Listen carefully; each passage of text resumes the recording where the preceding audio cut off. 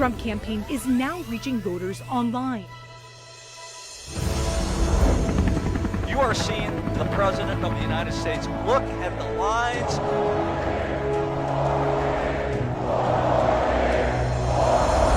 You join our movement. A lot of President Trump supporters here. Greatest movement in the history of our country. The most racist thing a person could tell me is that I'm supposed to choose something based on my race. You ain't black. Joe Biden has never been a friend to African Americans. Hello, and welcome to the first episode of what we call Truth Over Facts. China lied to us. They destroyed test kits. They lied to their own people. Since Ronald Reagan, we haven't had a president more engaged and more involved in the Western Hemisphere than this administration, and it's been a great partnership to work with them on. Well, you've heard of The View, but welcome to The Right View. And with us today is the Motor City madman, Ted Nugent, because this isn't your typical political show. It's the most important election in our lifetime. Joe Biden, who has a dismal record of economic failure and absolutely terrible ideas for the future. Oh, I'm in trouble. We are one people, one family, and one glorious nation under God. We will make America great again.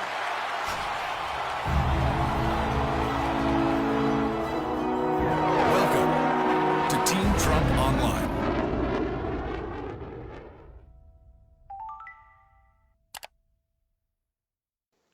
Good evening, everybody. Welcome to Team Trump Online. I'm Lara Trump, Senior Advisor to President Trump's re-election campaign. Tonight, Senator Lindsey Graham, Chairman of the Senate Judiciary Committee, is with us, and we are so excited. Senator Graham, thanks for being with us. Thank you. You do an awesome job. This is a good show. I look forward to it. Thank you so much.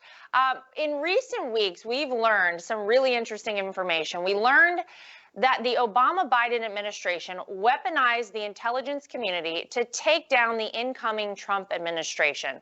They named specific individuals, targeted incoming National Security Advisor Michael Flynn, and FBI agents even discussed the potential to force General Flynn to lie during interrogation. This is an unprecedented and corrupt abuse of power any way you look at it. And the Obama-Biden administration has been caught red-handed. Right. Senator Graham, you've been working really hard from the very beginning of the Trump administration to get to the bottom of this unprecedented abuse of power. Joe Biden's name actually appeared on the list of officials who requested the unmasking of General Flynn's name before President Trump took office. Right. This is despite the former vice president, by the way, denying any knowledge of an investigation into General Flynn. Now, we know he forgets a lot, but I don't know about that. Now it's been revealed that Biden himself was one of the people requesting the unmasking. So he's been caught in a flat-out lie.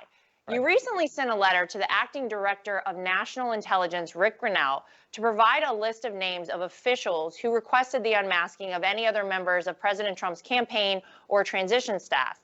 So let's dive into this subject, which I think is probably new to a lot of Americans. Right. Can you tell people what exactly is unmasking and tell us more about how important and even dangerous the acts against General Flynn and President Trump's administration were? Well, so there's a lot to unpack there. So what is unmasking?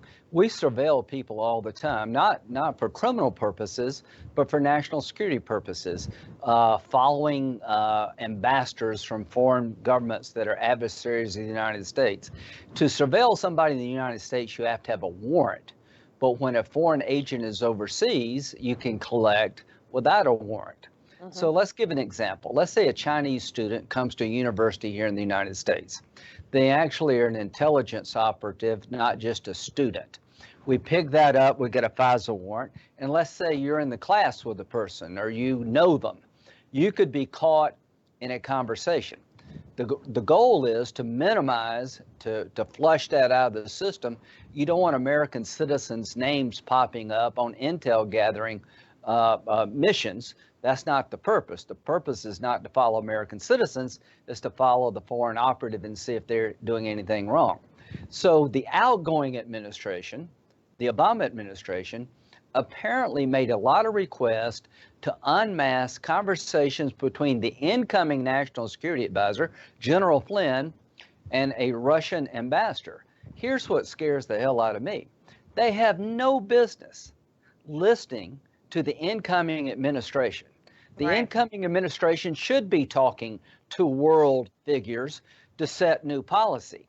Now, you can make an unmasking request. That's not illegal, but you have to have a national security reason. So what are we looking for? Why did all these people want to unmask conversations that General Flynn was having as he was waiting to become the new national security advisor? Was it for a legitimate national security purpose, or were they trying to spy on the Trump campaign and figure out what they were going to do on national security front? That's why this is so important. And I made a request. Did they unmask conversations between Trump family members, between the inauguration and the election? If so, what was that all about? Yeah. Again, in my daily life as a U.S. Senator, I'm talking to the Israeli ambassador today.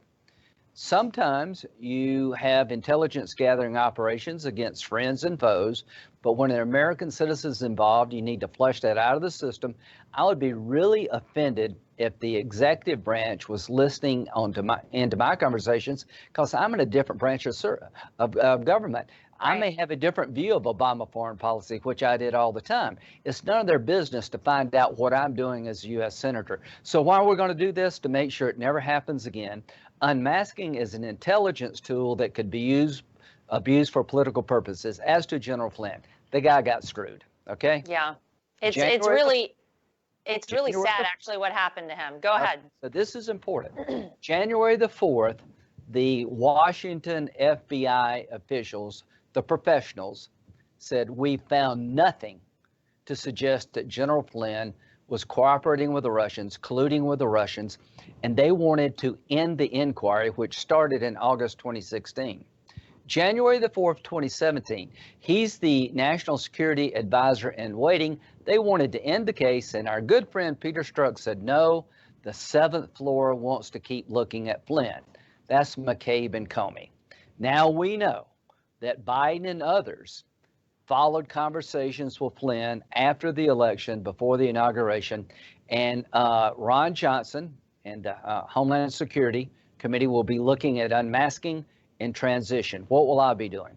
I'm going to call the Department of Justice into the Judiciary Committee and let them explain to the country why they dropped the Flynn case. General Flynn should never have been prosecuted. He wasn't working with the Russians. They tricked him into a conversation. They never gave him a heads up about what they were looking at, and they withheld information. And this Judge Sullivan thing should scare everybody. I've been a lawyer in the military and the private sector. I've been a judge, I've been a prosecutor, I've been a defense counsel. I've never known in my entire legal career a judge resisting dismissing a case when the government makes a motion to dismiss the case against a criminal defendant because of misconduct on behalf of the government. You never punish the defendant because the government did something wrong. The fact that we're extending this is just a travesty. We will be looking at all things General Flynn. Yeah, I actually want to get a little more into Judge Emmett Sullivan. So as you just said, the Department of Justice, once they realized what happened to General Flynn, dropped the case. However, Judge Emmett Sullivan, who is overseeing the case, has temporarily blocked the DOJ's attempt to drop the charges. And as you said, it makes absolutely no sense. So can you explain to the viewers at home what exactly that means and why this is really so detrimental and so scary as it relates to our judicial process? Are this judge's attempted actions unprecedented? I've never heard of this. Well, and if there wasn't a Trump person, every criminal defense lawyer in the country would be screaming bloody murder. Yep. Here's what happened. The bar reviewed all things Crossfire Hurricane. You got Durham looking at whether or not they committed a crime against Carter Page by getting a warrant illegally. They took a second look at the Flynn case because these Castor characters were pretty damn shady. So they found information in a file not disclosed to the defense. And the question was, what's the purpose of the Flynn interview?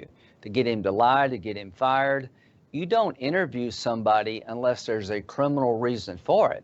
The investigation was recommended to be closed about 3 weeks before the interview. So it wasn't a legitimate inquiry as to whether or not he was working with the Russians. They're just trying to get the guy because Obama hated Flynn. Flynn told the country, yeah, bin Laden's dead, but al-Qaeda is alive and well. They had a grudge against Flynn. And so here's where we're at. Judge Sullivan is not granting the government's motion to dismiss the case because of newly found evidence.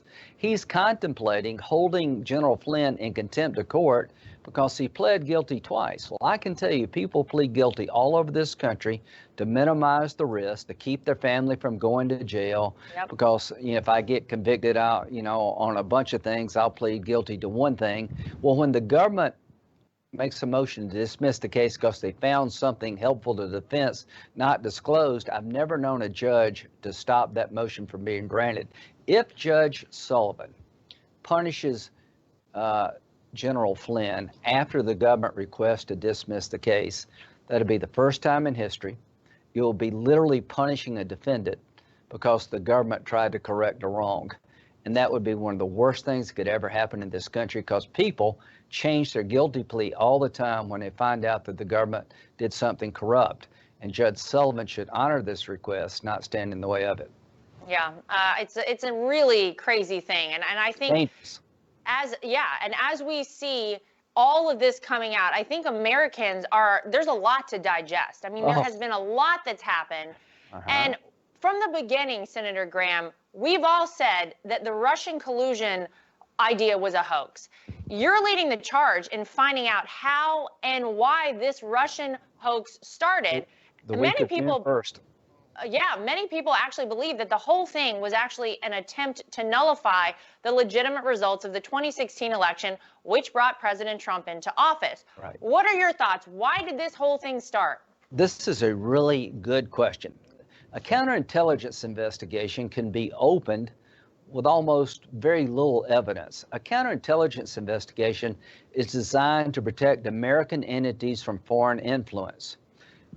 We know that all kind of governments are trying to interfere in our elections. The Chinese, the Russians, they're doing it all over the place.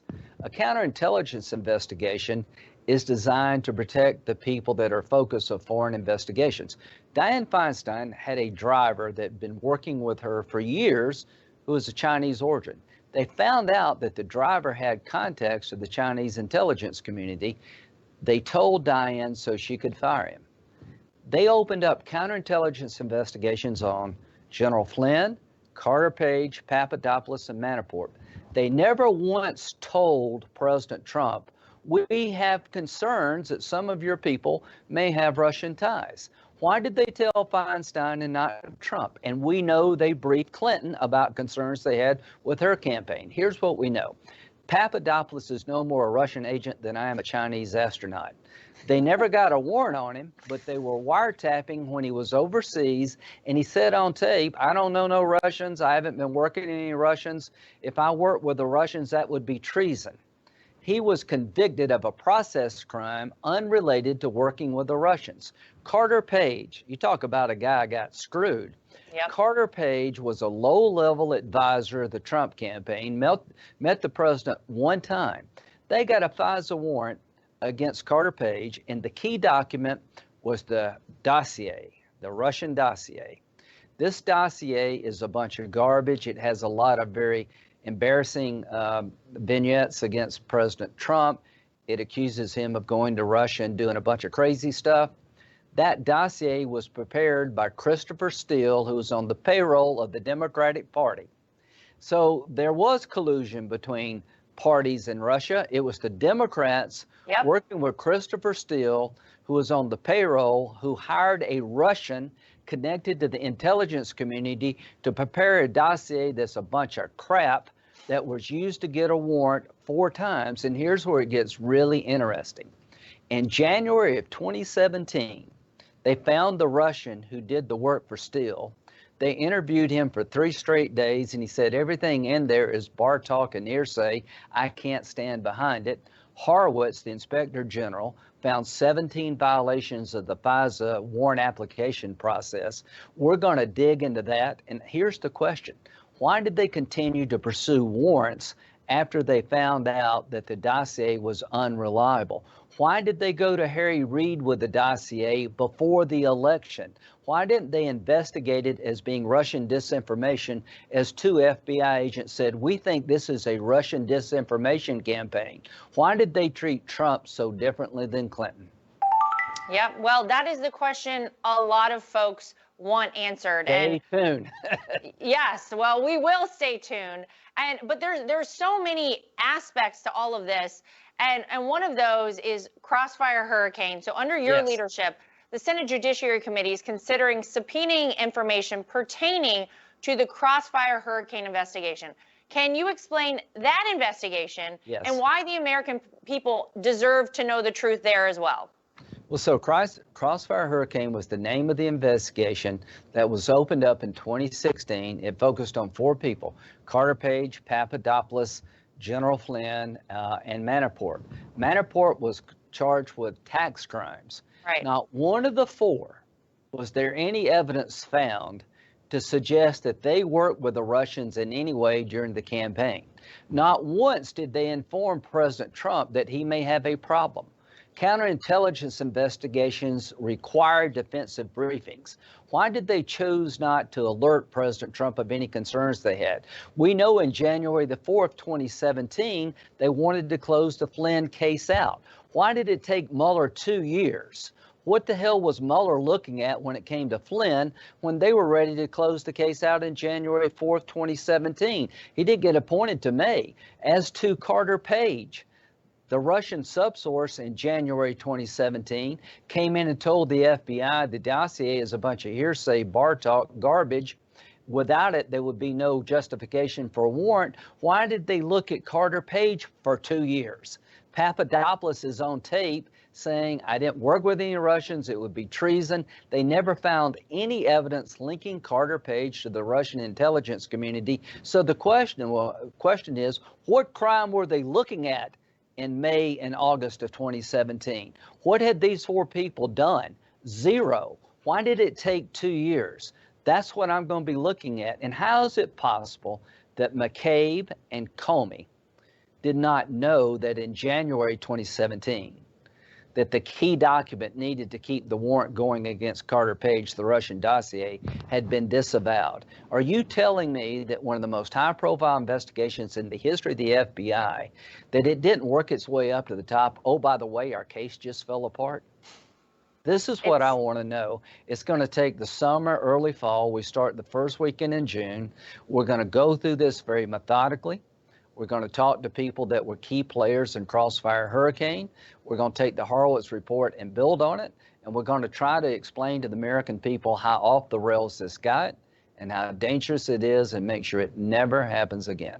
Well, thank God. And, you know, I think something that a lot of people want to know, Senator Graham, when do we get the $30 million of taxpayer money back that went into the Mueller investigation? How do we get 2 years of the American people's lives back? How does General Michael Flynn recover his life? I mean, these people were so reckless with what they did. And obviously, we'll find out. We will stay tuned. And you're going to hopefully come up with some answers for us. But no one will ever get that money back. No one will ever get their time back. No matter what happens to General Flynn, he will never regain his reputation. I mean, the financial implications for Flynn and his family are unthinkable. Right. This stuff, it's not just about we'll be cute and continue an investigation, even though we know that it's all bogus from the beginning because we dislike the president so much. This affected every single American to the tune of tens of millions of dollars. And by the way, it probably divided our country a lot more than ever needed to be done. So these people have a lot to answer. And you know what? We'll probably never get answers to everything, unfortunately. Well, you can't right every wrong, but John Durham is a U.S. attorney from Connecticut.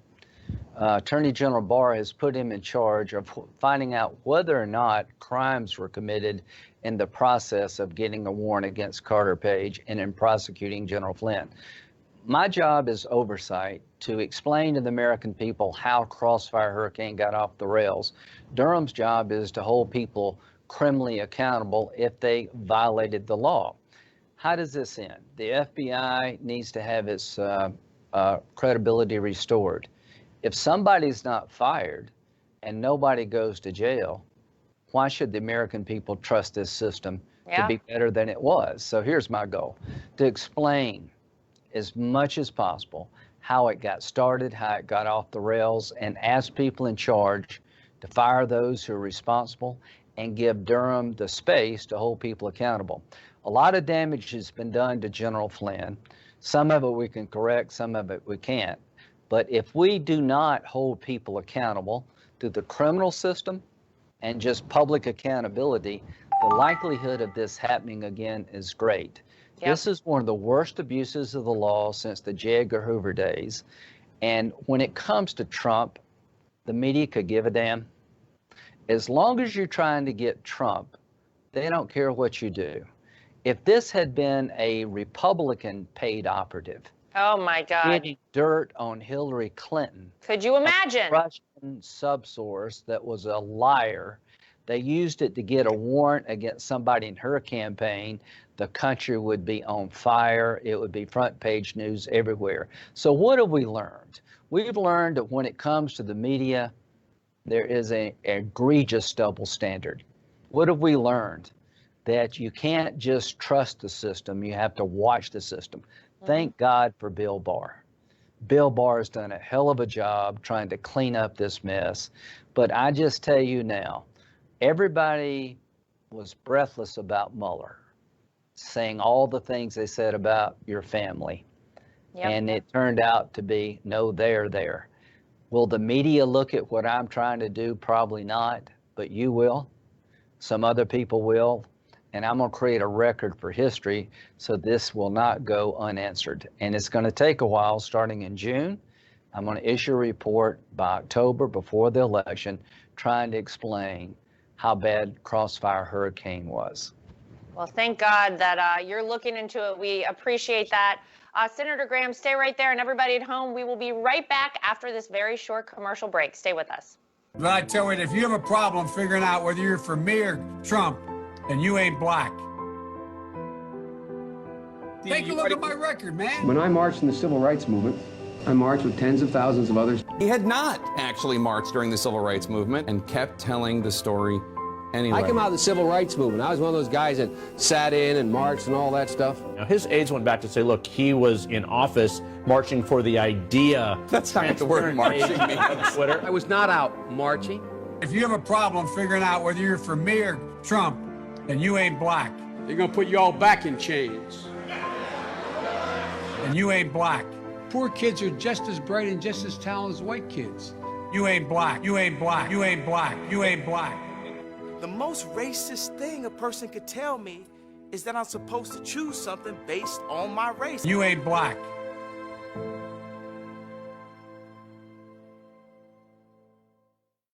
Hey, Lara Trump here. The fake news media has spent years trying to stop President Trump with their lies and their witch hunts. But still, our movement is stronger than ever. We can't let the fake news media drown out our positive message about all of our incredible accomplishments. Make sure you're getting your news directly from the source by subscribing to the official Donald J. Trump podcast today. Subscribe on iTunes, Spotify, or Google Play.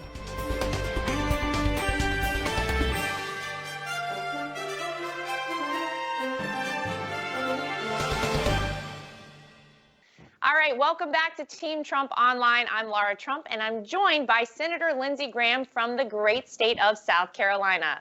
We just heard, you got that right, we just heard what's happening with General Flynn's case and why it's so important for all of us to understand this case. Senator Graham, let's talk about what you and President Trump have accomplished regarding America's foreign policy. In January, President Trump made the critical decision to shut down travel from China to the United States. Now, this was a decision that saved thousands of American lives, maybe tens of thousands of American lives, as the coronavirus spread from China throughout the world. Joe Biden, big shocker here, repeatedly called President Trump's travel restriction hysterical xenophobia and fear-mongering. We know Biden has a long history of defending China. Why does Joe Biden always choose China's well-being over the United States? Shouldn't this be a concern for voters? I think it should be a great concern. And if you did the opposite of Joe Biden on foreign policy, you would be in the Hall of Fame. I like Joe. I've known him for a long time, but he's been wrong about everything. It was Joe Biden who said it would be a good idea to do a deal with the Ayatollah, the Iranian Ayatollah. Let's give him $150 billion in sanctions relief. I'm sure he will build roads and bridges and be a good member of the family of nations. The Iran nuclear deal is a threat to Israel. They took the money and they dismembered the Mideast. This was one of the Joe Biden, John Kerry ideas. The Iran nuclear deal was withdrawn by President Trump, thank God. Yep. They took the money, dismembered the Mideast, and still have the capability to make a bomb. It was Joe Biden's idea to get out of Iraq when the general said, no, we need some troops here to keep it from going bad. It was Joe Biden who pushed Obama to pull out of Iraq. It was Joe Biden who sent troops into Afghanistan and gave the day you were going to withdraw. If it weren't for Joe Biden and Barack Obama, there would have never been an ISIS. So let's look at Donald Trump. Donald Trump rebuilt a military that had been broken. We were short of ammunition. Morale was low. They had their hands behind their back when it came to fighting ISIS and the Taliban in Syria, Afghanistan, and Iraq. President Trump comes in. He increases military spending like Ronald Reagan. He replenished all the weapon systems that had been depleted. The planes were being flown. The wings were falling off. People were going back and forth, back and forth. He increased the size of the military. He rejuvenated the military. He told the guys to go kill these bastards. They killed these bastards. The caliphate's dead. We got out of the deal with Iran, thank God. We've recognized Jerusalem as the capital of Israel. We've never been a better friend to Israel than that of Donald Trump. Standing up to China, Trump said, stop travel to China. It saved millions of Americans from an infection. To those who say this virus is not that bad, if we had done nothing, you'd have a couple of million dead Americans now. We locked the country down. It's now time to open up. Trump's been right about China. That's one of the reasons he was elected president. Most Americans are getting tired of being played by China. And Obama and Biden were as weak as they could be in the face of radical Islam. They misjudged the Ayatollah. North Korea was running wild. China was eating our lunch. We got a new sheriff in town, and I can't wait to vote.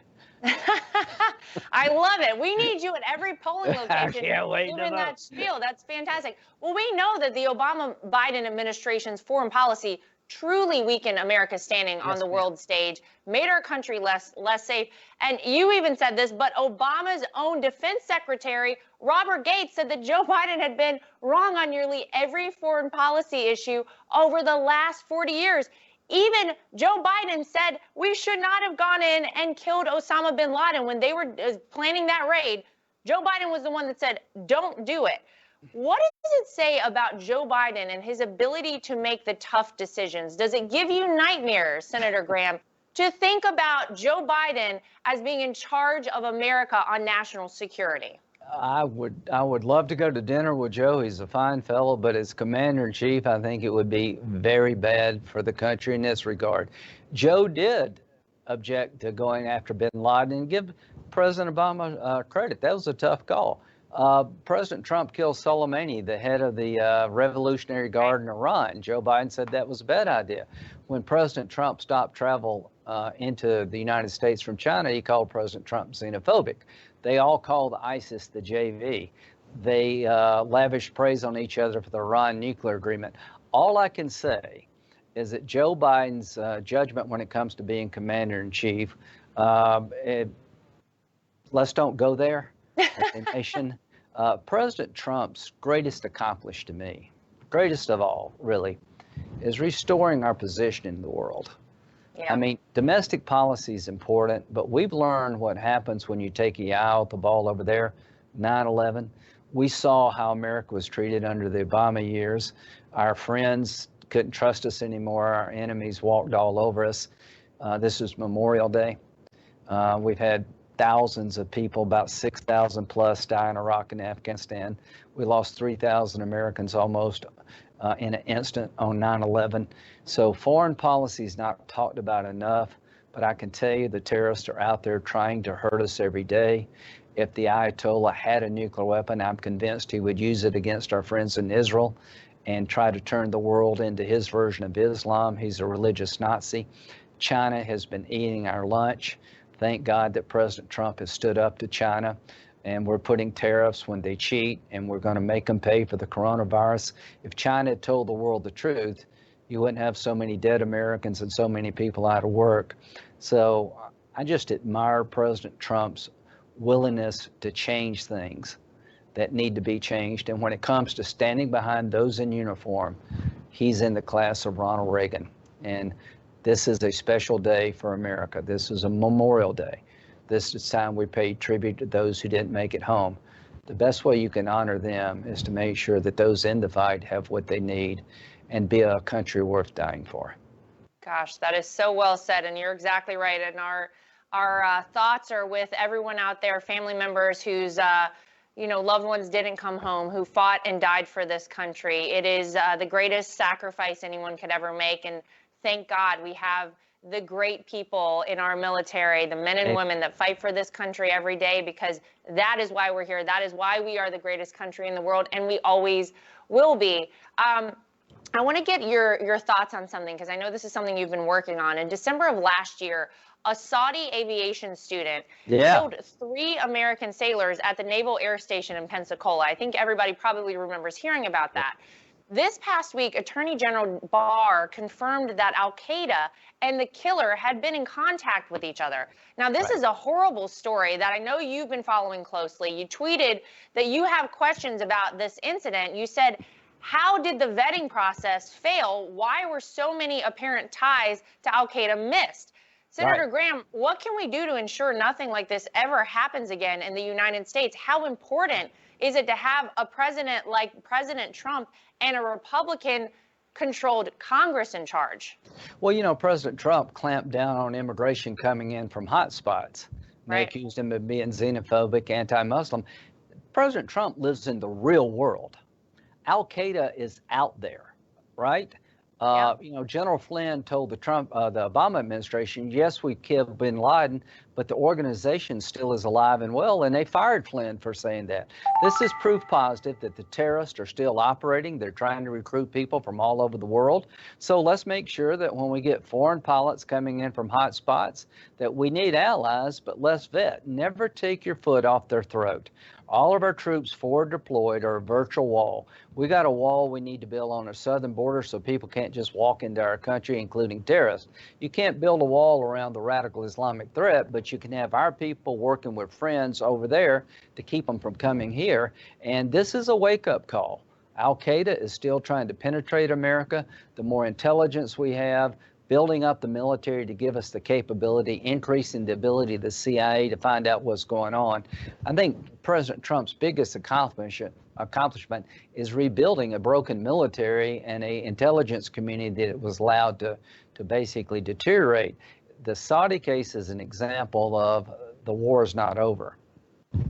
Yeah, well, it's not over. And look, we can't take anything for granted. And you never hear about ISIS anymore. You never hear so much about that. That's a lot thanks to President Trump and our great military. But we can never, as you said, we can never for a second take our foot off their throats. As you said, we have to always stay vigilant. We have to always be looking out. And the work you're doing with President Trump is so critical to ensuring that our country stays safe and secure. Is there one message you want to leave the American people with today? Yeah, you can do it without 100,000 troops. You don't need 100,000 troops. President Trump has brought a lot of our troops home, and I'm glad. We've got hundreds in Syria, not thousands, working with the Kurds, a good ally, to keep the oil out of the hands of the Iranians and ISIS. As long as we guard those oil fields, we'll get some of the money to pay for the cost. ISIS can never come back in Syria. We're down to less than like 8,000 troops. We had about 180,000 in Afghanistan. We can keep several thousand of them over there working with the Afghans to keep ISIS and Al-Qaeda from coming back. What President Trump has done is he's made NATO members give $400 billion of new money. He's asked our allies, why should we do this all by ourselves? That's right. So I like the idea that he's making people pay more, making people on the ground fight. In Syria, we lost 8 people. God bless those 8, but most of the fighting and dying was done by the Kurds, who helped destroy the caliphate. So they're good allies. So what I like about President Trump, he's reducing our role. We're not knocking the doors down anymore. We're helping them with aviation and intelligence and special operations. But we got to have some of us over there partnering with people who reject this ideology. Let's just end with this. We're going into an election. This is one of the biggest choices you'll ever have. Are we going to go back to the economy of stagnation? Are we going to go back to the foreign policy of weakness? Or are we going to continue to march forward of rebuilding in an America where everybody benefits? Before the virus, Hispanic and African American families were doing the best they'd done in a generation. Before the virus, we had an economy that was the envy of the world. Here's the question. To get out of this hole caused by the virus, who do you trust? The man who did it once, or Joe Biden, who caused the problem in terms of stagnation to begin with? Where do you want to go in terms of an America? Do you want to go back to the Obama-Biden apologist America? Or do you want to stay out front and lead like President Trump's doing and asking others to do their fair share? I'm confident about the outcome of this election if people understand what's at stake. Yeah. Don't be lulled into a false sense of security. Joe Biden's a nice man, but we don't need that. We need a strong man. And President Trump's a strong man. Well, I know who's going to get my vote, Lindsey, and I think we know who's getting yours. I'm with you. Yeah, we're not. Well, always a pleasure to have you. Thank you so much, Senator Lindsey Graham. Thanks for being with us tonight. Thank you. Happy Memorial Day. Thanks. Thank you. Back by popular demand. Wednesday just got better because the ladies are live, discussing the hottest topics of the week with you tonight. And we will make America great again.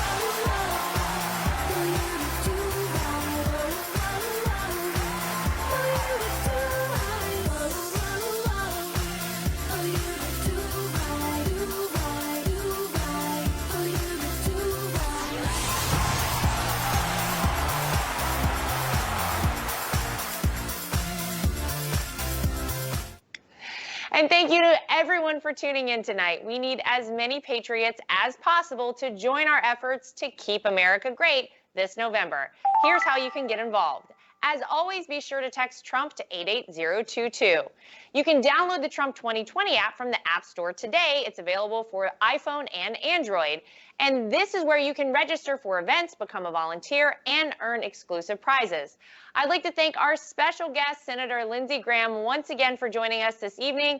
And thanks to you, our patriots at home, for being with us tonight. We'll see you next time.